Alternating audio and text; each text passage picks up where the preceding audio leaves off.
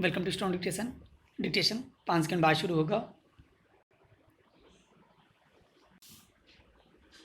Ready start.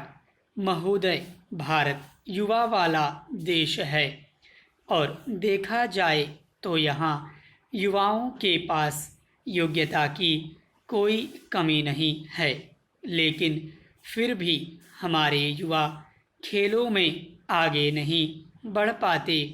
इसकी एक वजह पैसे की कमी और सामाजिक रीतियां भी हैं।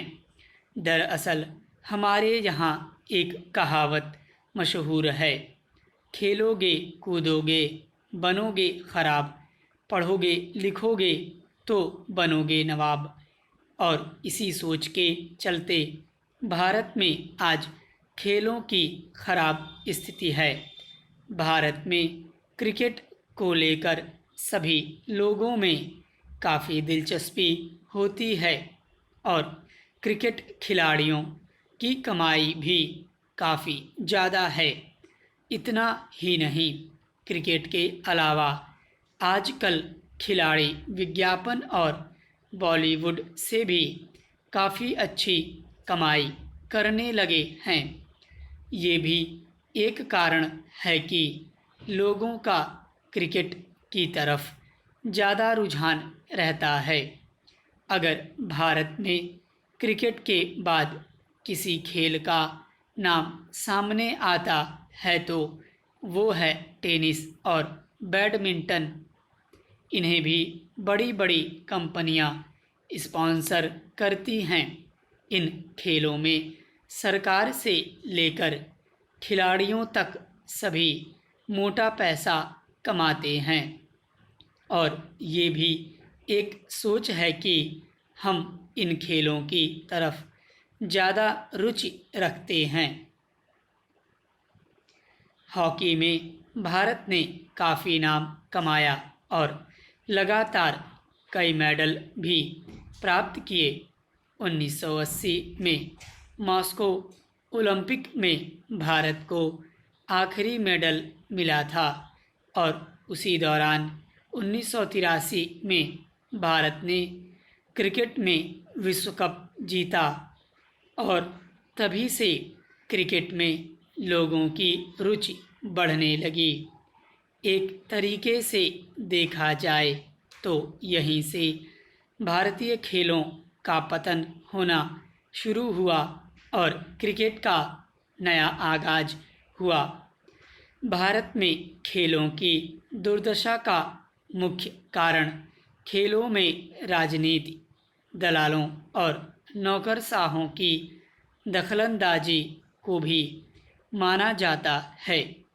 इन लोगों की दखलंदाजी से खिलाड़ियों के चयन में भी काफ़ी धांधलेबाजी होने लगी है। जो खिलाड़ी आर्थिक रूप से मजबूत हैं या चयनकर्ताओं या रसूखदार लोगों के रिश्तेदार हैं, उन्हें आगे बढ़ने का मौका मिल जाता है, जबकि लाखों प्रतिभावान खिलाड़ी जो आर्थिक रूप से मजबूत नहीं हैं, वो पिछड़कर रह जाते हैं। ये भी ऐसे कारण हैं जो कहीं न कहीं खेलों के स्तर को गिरा रहे हैं।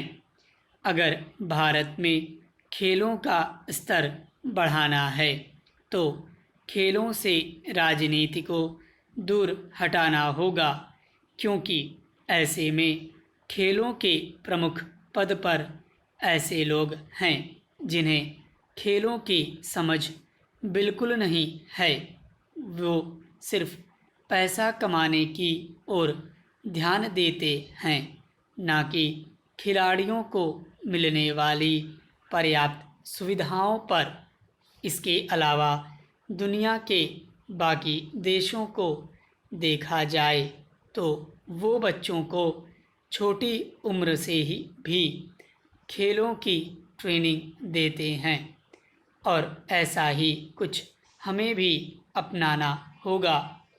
बच्चों को अगर शुरुआती उम्र से ही बढ़िया ट्रेनिंग दी जाए तो वो आगे चलकर काफ़ी बेहतर प्रदर्शन कर सकते हैं। खेलों में भी टेक्नोलॉजी काफ़ी आगे बढ़ गई है, लेकिन इनका प्रयोग क्रिकेट, टेनिस जैसे बड़े बड़े खेलों में ही किया जाता है, बल्कि बाकी खेलों में भी खिलाड़ियों और कोचों को पर्याप्त टेक्नोलॉजी उपलब्ध कराई जानी चाहिए ताकि खिलाड़ियों को बेहतर ट्रेनिंग मिल सके। सरकार देश में खेलों के लिए नए टैलेंट और सुविधाओं के लिए स्पोर्ट्स बजट देती है, लेकिन भ्रष्टाचार और धांधलियों के चलते स्पोर्ट्स बजट का दुरुपयोग होता है, जिससे प्रतिभावान खिलाड़ी उभर कर नहीं आ पाते।